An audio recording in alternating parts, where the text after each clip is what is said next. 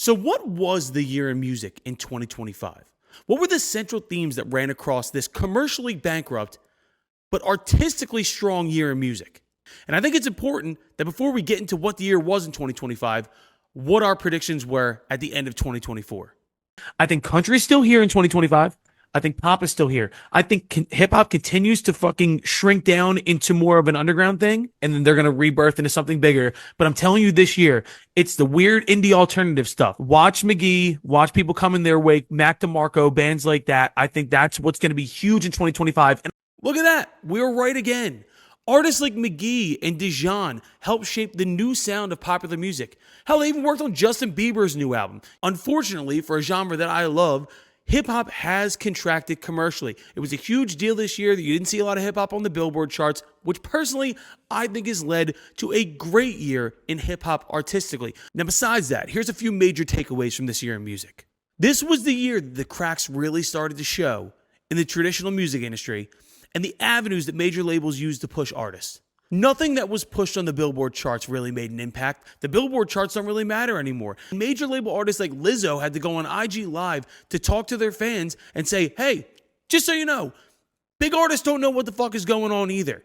Live Nation and all the majors will tell you record profits across the board. But anybody in the music industry knows nobody has a goddamn idea what's going on. One thing that was proved this year, though, nostalgia sells.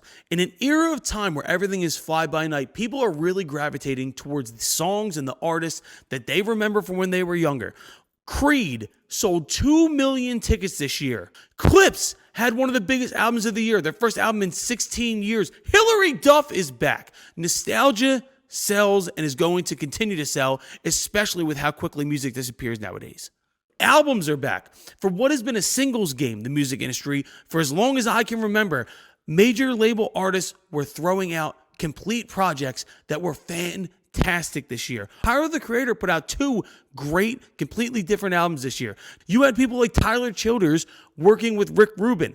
I thought it was a fantastic year for albums, and I hope this is something that continues. But the one thing in 2025 that has a lot of people worried is the rise of AI in music. From Suno to AI artists charting on Billboard charts, a lot of people are worried. Am I mad? Yeah.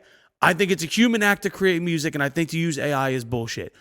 But the one thing I will take away from this is, with all the stuff that artists already have to deal with, and now the rise of AI, I hope that more artists, especially in 2026, take the attitude of, fuck it, what do I have to lose? And they make shit that they really care about.